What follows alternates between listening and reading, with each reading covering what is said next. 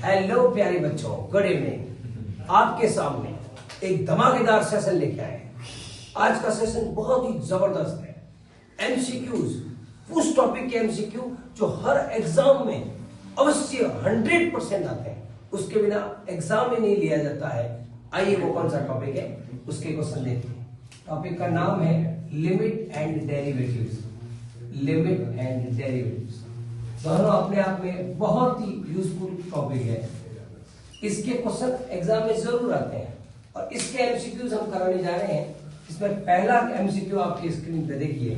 पहला क्वेश्चन है d of d x x to the power x is equal to, ये आप बता सकते हैं। मैंने कई बार आपको बताया है और ये एग्जामों में बहुत बार पूछा गया है। X to the power x log x. Option B x to the power x log e x. Option C x to the power x log 1 upon x. Option D x to the power x log e. पहले बच्चों जल्दी से बता दीजिए कौन सा option होगा। मैं आपको इसका सॉल्यूशन भी समझा दूंगा, जल्दी से ध्यान दीजिए फटाफट से। देखिए इसका सॉल्यूशन मैं आपको यह समझा देता हूं। y is equal to x की पावर एक्स है। अब taking log both this side, आप दोनों तरफ लॉग लेंगे।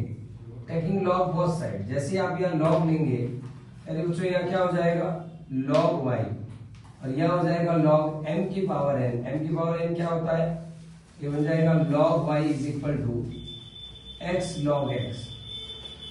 पहले बच्चों यहाँ u इंटू v लगेगा और हम जैसे यहाँ डिफरेंशियल करेंगे, differential with respect to x, log y का हो जाएगा 1 अपॉन y इज इक्वल हो जाएगा dy बाई dx।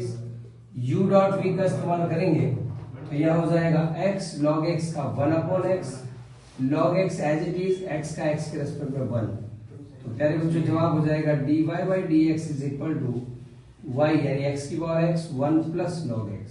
वापस से समझिए y मल्टीप्लिकेशन में जाएगा और y कौन है, x to the power x है, ये लिखा। अब मैं 1 को लिख रहा हूं log e और प्यारे बच्चों यहां से आप समझ जाएंगे log m plus log n क्या होता है, log m इंटू n, ये बन जाएगा log ex।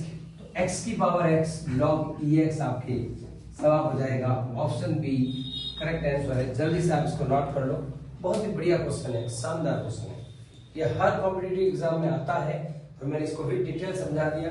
तो इनको आप log e लिखेंगे, log m plus log n होता है log m इंटू n। आप ये फॉर्मूला भी याद रख लेना, ये log के फॉर्मूले आप याद रखें। log m की power n is equal to होता है n log m into log m into log n। याद रखना मेरे बच्चों, log m plus log n is equal to होता है log m इंटू n। और एक ये भी याद रख लेना log m minus log n जो होता है वो होता है आपके log m अपॉन n। ये फॉर्मूले भी आप याद रख लो, 3 बहुत इंपॉर्टेंट फॉर्मूले जो यूज होंगे 1 2।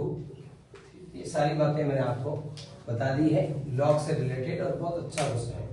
आज का ये पहला क्वेश्चन था, आपने लिख लिया होगा। अब आते हैं हम सेकंड क्वेश्चन की ओर बढ़ते हैं। स्क्रीनशॉट लेना चाहे तो ले लेना आप। बात करते हैं क्वेश्चन नंबर सेकंड की।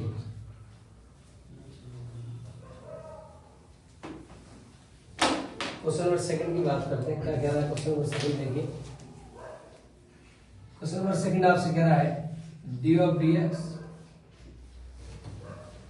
Root of x plus root of a multiply root of x minus root of a और मल्टीप्लाई में एक्स प्लस ए। अरे बच्चों यहाँ बच्चे दिमाग लगाते हैं, इसको u डॉट v से करिए आप, u dot v dot w से भी करिए, मना नहीं है।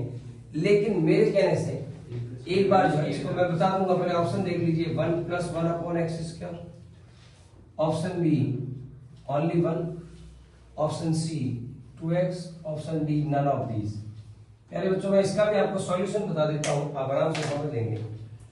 सबसे पहले आप लोगों ने ये फॉर्मूला पढ़ा होगा a प्लस बी और a माइनस बी क्या होता है, a square minus B square. तो हम इसको सिंप्लीफिकेशन कर रहे हैं, आप ध्यान से देखिए। ये a प्लस बी और ये a माइनस बी, क्या करेंगे मेरे बच्चों, जब भी ऐसा आता है तो आप लिखेंगे a square minus B square और फिर मल्टीप्लाई पड़ा रहेगा x प्लस बी।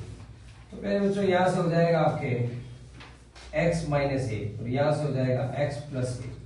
ये आपस में मल्टीप्लीकेशन होने के बाद में क्या हो जाएगा, डी ऑफ डी एक्स, ये बन जाएगा ए स्क्वायर माइनस बी स्क्वायर, यानी एक्स स्क्वायर माइनस ए स्क्वायर। तो मेरे बच्चों आप समझ लीजिए एक्स स्क्वायर और यहाँ डिफरेंशिएशन होगा ए स्क्वायर का, ये तो कांस्टेंट है इसका 0, और एक्स स्क्वायर का डिफरेंशिएशन हो जाएगा 2x।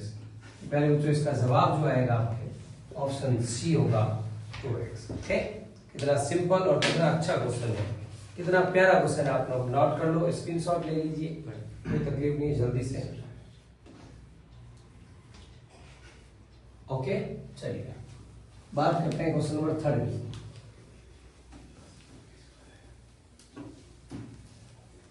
बात करते हैं क्वेश्चन नंबर 3 की। क्वेश्चन नंबर 3 आपसे कह रहा है तो d of d x sine x square is equal to. अब प्यारे बच्चों कितना सिंपल क्वेश्चन है, इसमें कोई बड़ी बात नहीं है, फिर भी आपको इसका जवाब वहां बताना है। ऑप्शन ए कह रहा है 2x cos x square, option B कह रहा है x sin x square, option C कह रहा है 2x cos x, option D कह रहा है 2x sin x स्क्वायर। प्यारे बच्चों कितने प्यारे ऑप्शन है, सभी ऑप्शन भी बहुत बढ़िया बढ़िया ऑप्शन है। अब आप इसका सॉल्यूशन देखिए, इसका सॉल्यूशन क्या कह रहा है आपसे, आपसे कह रहा है it is not a single function, it is function of a function. और इसकी ट्रिक भी समझने की कोशिश करो। साइन एक्स का डिफरेंशिएशन क्या होता है, कॉस एक्स। क्या ये एक्स है, आत्मा से पूछिए क्या ये परमात्मा है, आपने इसको साइन एक्स बोला है, नहीं है ना ये एक्स, ये तो एक्स स्क्वायर है, तो फिर भैया इसका भी तो डिफरेंशिएशन होगा। तो ये फंक्शन ऑफ फंक्शन है, एक्स स्क्वायर का डिफरेंशिएशन क्या होता है 2x cos x स्क्वायर। कौन सा रिजल्ट हो गया मेरे बच्चों, कौन सा ऑप्शन है जल्दी बता दो, 2x cos x स्क्वायर, यानी ऑप्शन ए इसका करेक्ट आंसर है। ओके, ये भी बहुत प्यारा क्वेश्चन है, इसका ध्यान ये देना है। साइन एक्स का cos x, हे साइन एक्स का cos x।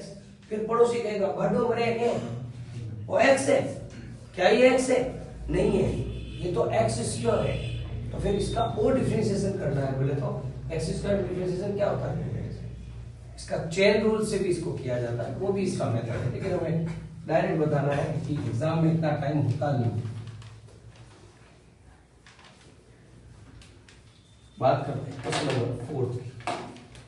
आइए क्वेश्चन नंबर 4 क्या कह रहा है, क्वेश्चन नंबर 4 आपसे क्या कह रहा है, if x is equal to 80 square and y is equal to 280 then dy by dx।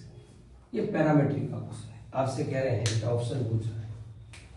Option A कह रहा है 1/t, ऑप्शन बी कह रहा है t, ऑप्शन सी कह रहा है -t, ऑप्शन डी कह रहा है नन ऑफ दीज। पहले बच्चों ऐसे क्वेश्चन को करने के लिए आपको क्या करना होता है, जो भी आपको दिया जा रहा है दोनों तरफ आपको डिफरेंशिएशन करना है, इसका भी करना है इसका भी करना है। ये पैरामीट्रिक के क्वेश्चन है, प्राचाल के क्वेश्चन है। इस क्वेश्चन का भी डिफरेंशिएशन करो, इसका भी डिफरेंशिएशन करो। इसका डिफरेंशिएशन किसके रेस्पेक्ट में करोगे, टी के रेस्पेक्ट में। क्या जवाब आएगा, dx/dt, ए अपनी जगह टी स्क्वायर का हो जाएगा 2t। पहले बच्चों इसका भी डिफरेंशिएशन करो विद रेस्पेक्ट टू टी, क्या हो जाएगा मेरे बच्चों, dy by dt is equal to 2a। T का क्या बन जाएगा 1 हो जाएगा, है ना, टी का टी के रेस्पेक्ट क्या हो जाएगा 1। जैसे यहाँ भी आप इसको ऐसे लिख सकते हो, ए कांस्टेंट है और टी स्क्वायर का टी के रेस्पेक्ट। नेक्स्ट स्टेप में आ जाएगा ए टी स्क्वायर का 2t, और वहां क्या बन जाएगा मेरे बच्चों 2 टी का टी के रेस्पेक्ट में 1। अब आप समझो इस बात को ध्यान दो, ये बहुत इंपॉर्टेंट बात है कि dy by dx को हम ऐसे लिख सकते हैं dy by dt upon dx upon dt। इस बात को ध्यान दो मेरे बच्चों। तो यहाँ आप समझो dy by dt कौन है, यानी 2a, और ये कौन है 2a t, तो 2a से 2a तो कैंसिल हो जाएगा, जवाब आ जाएगा 1/t, यानी आंसर क्या होगा मेरे बच्चों 1/t। 1/t को इसके ऑप्शन में, ऑप्शन ए इसका करेक्ट आंसर। ओके, ये 4 हो गए आपके, स्क्रीनशॉट ले लीजिए फटाफट से, ले लिया। चलिए बात करते हैं क्वेश्चन नंबर 5 की।